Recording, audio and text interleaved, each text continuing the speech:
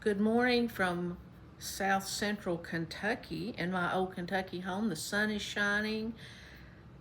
It's about 40 something degrees, and would you believe I have already seen a lady, well, it was more than one, setting out at a yard sale this morning. And she had her arms, she had a sweater on, and her arms all wrapped around her. So now that's just kind of pushing the weather a little bit, but maybe she's decluttering and trying to get some things out of her house. Who knows? But anyway, I'm not going to do that. But I've been watching, again, several videos. And I don't know where YouTube has been, because here I am, 73, and I have been so wrapped up in Facebook and my email and listening to some talk shows just on Sirius Radio that I have never really explored YouTube, but just the last probably month. In fact, today makes 1 month since I have posted my first video. And let me just tell you, since I know that you're dying to know, that during that time I have had 759 views. Now that's not watch hours, and 43 subscribers. So from yesterday till this morning, I had 1 new subscriber, and that is so exciting. But then I see all these people that's got thousands and thousands, but hey, it's coming, and we're not doing it for that. I'm just enjoying getting to talk to all of you all and meet all of you. But I have been watching still a lot of videos, and it's just amazing the different types of videos that are on. And this morning I was watching some, and I was thinking, if this phrase doesn't fit our YouTube life, I don't know what does. Different strokes for different folks. And I had mentioned before in another video how isn't it good that we all like different things? Because if we all like the same thing, we couldn't get along. Everything would be miserable. If everybody wanted Diet Coke like I do, I wouldn't be able to find any, and I would be so sad. And see, I don't drink your guys' coffee, so you don't have to worry about me trying to buy all the coffee up, because I'm not going to do it. So don't be buying the Diet Cokes up, okay? Now, just for example, I was thinking about, here I live in Kentucky, where we have all 4 seasons: summer, fall, winter, and spring. And I like that. I like the different change of pace, but in the summer it does get pretty hot, very humid, and I don't like the humidity at all. In the winter we have some snow, not humongous snows. Now when I was a child, I can remember it seems like we had deeper snows than we do now. But then we've got all this equipment now to clean the roads off, so it's not as, it doesn't keep us in or anything. People still are going to work. But I've been watching some videos from Alaska. And I'm going to write down in the description, I'm going to list 3 or 4 or 5 channels that I really enjoy watching. And this couple, and I think I mentioned them before, her first name is Salina, and her last name starts with an A, but I'll put it in the description, so if you want to check it out, you can. They live in Alaska. But there's always snow on the ground. They've always got bundles of clothes on. But they don't complain about it, because that's just Alaska. And I don't think I could live there if you gave me a mansion and servants to wait on me hand and foot. I would not like that cold weather like that. And so many people like living off the grid.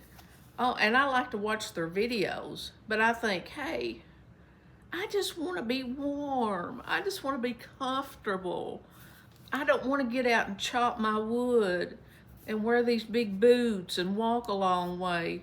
But now, see, I'm 73, but even at 33, I don't think I wanted to do that. Because earlier in my marriage, when I was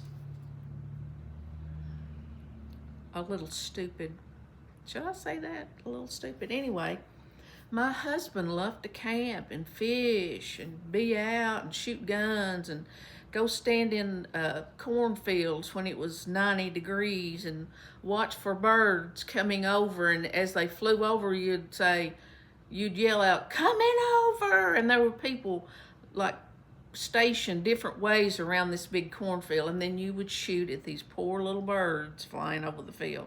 And I am guilty of doing that. That was in my younger, kind of stupid days. But I still do stupid things, I guess. I didn't like standing out in that heat.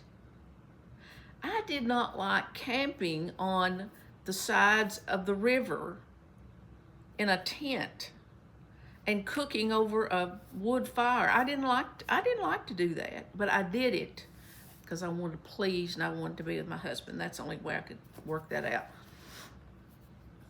Okay, these poor women that live in Alaska, they start the fires. They get up of a morning and their house is cold. The fire may have gone out. And they're out there stoking that fire, carrying in wood with snow on it. Now, I just don't want to do that. But I'm glad they like to do it. And they're very entertaining. And I like to watch it, but I don't want to do it.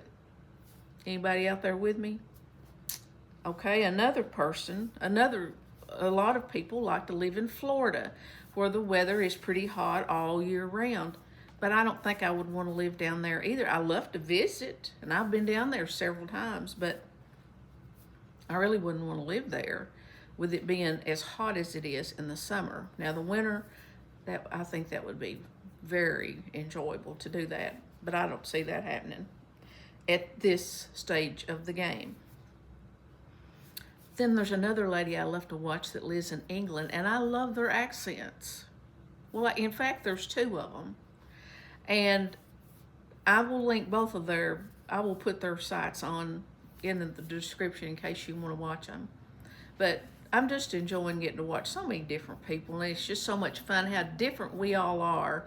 But that's what makes the world go round. Now, they say that love makes the world go round, but I think it's all very different people. Because wonder if everybody wanted to marry my husband back in 1971. Wouldn't I have been in a pickle?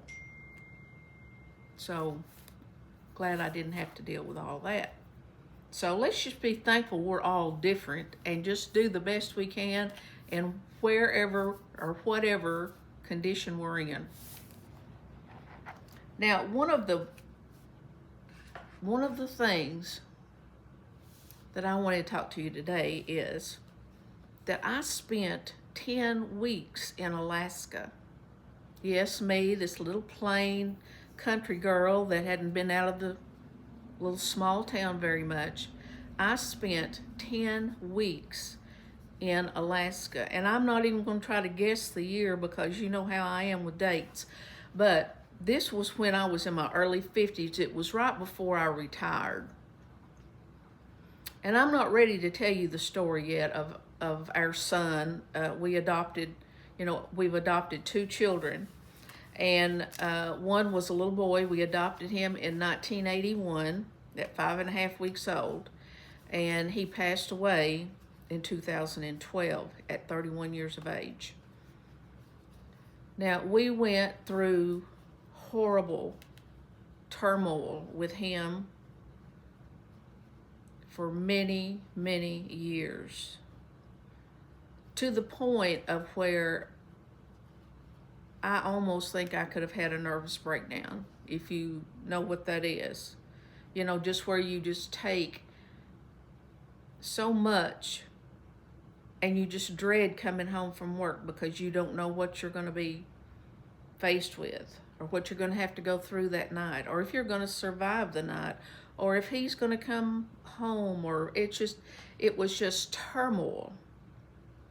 And my husband and I didn't agree on how to deal with the situation, so that made it even worse.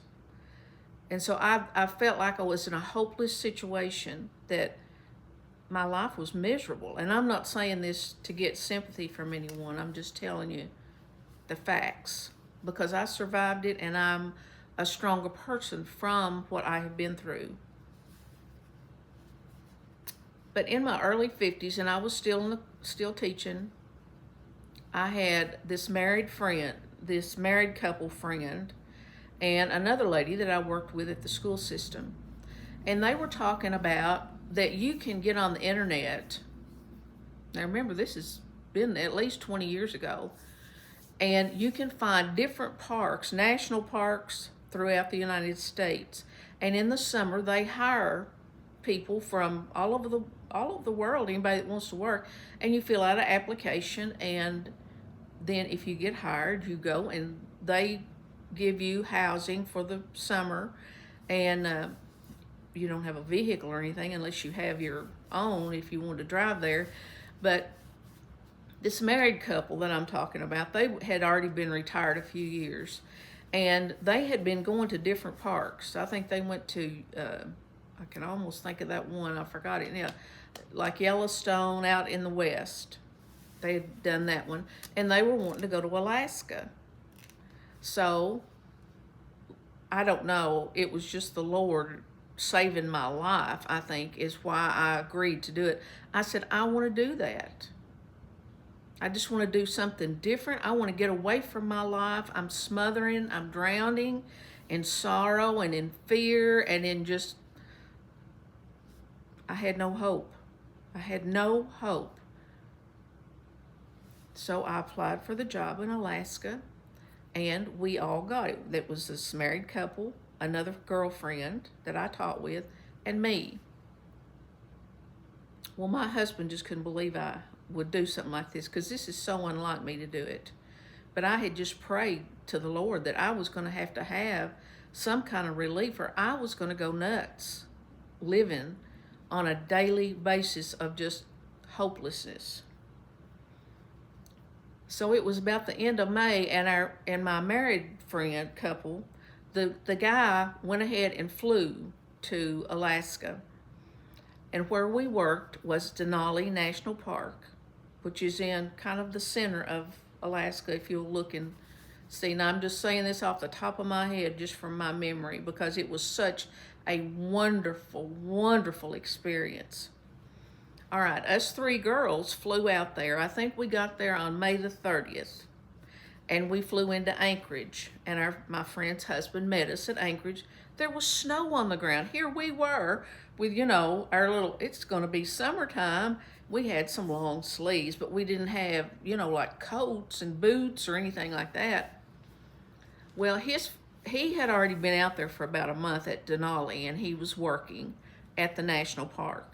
If you've never been there, it's just such a beautiful place. And if anybody likes going to Alaska, they would definitely want to go to Denali National Park.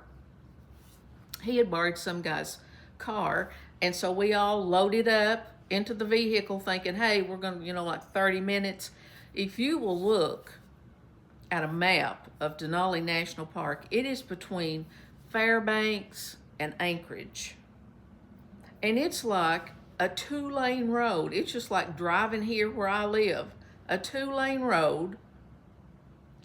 And from like Anchorage to Denali is over 100 miles, maybe 200. I can't remember exactly, but it was a long way after we had flown all this time to get here from Kentucky, and you can look and see the distance between those two. We drove to Denali National Park. Well, Fairbanks, which is in northern Alaska, is about that far too. It may be 200 miles. I'm not sure how far it is, but you can look. It's a long way. So here we were, and we came into Denali National Park, and they had these little dorm type rooms. I compare them to like a college dorm, but they were very primitive, not anything fancy at all. Us four shared like a little suite. We shared a bathroom between us. And then in our room, my girlfriend and me, our room, we had a little sink, 2 twin beds that were about 4 feet up from the wall, from the floor, and a little rod underneath the bed to hang our clothes. and we had one little chest, kind of like a little desk, and we had a little step stool to get up on the bed because you couldn't get on it from just, from standing on the floor. Well, that was kind of scary because I thought one good roll in the bed and you're going to be on that hard floor. But luckily, I never did fall off. So that's where we were stationed for the summer. And then we were given different jobs. There was all kinds of jobs. Now, my friend's husband was like a security guard at an area. And then one of my friends worked as, she was over cleaning, like over some other young people cleaning one of the hotels there. A lot of tourists come through there in the summertime. Well, my other friend that stayed in the room with me and I were hired at the Grand, which is a big restaurant on top of this huge mountain. And from where we lived, we walked a path up that mountain. I mean, it was just a little dirt path all the way up that mountain to work. Well, can you imagine? I was 50, in my early 50s. I mean, I wasn't fat or anything, but I wasn't a beanpole, but I wasn't in that good a shape. When we started walking up that mountain, if you could visualize this, we were going around and around and around and around till we got to the top. Sometimes I would be so out of breath, I thought, I'm not going to be able to walk into the restaurant. I am so out of breath. But I did, always made it. But it was so windy on top of that mountain, always. So I started my new career as a host in the restaurant. Of course, everybody that came in there, they were from all over the world. I mean, people visiting from all over the world. Well, my accent, really got them first of all, because you know how proper I talk. Had all these different people from everywhere.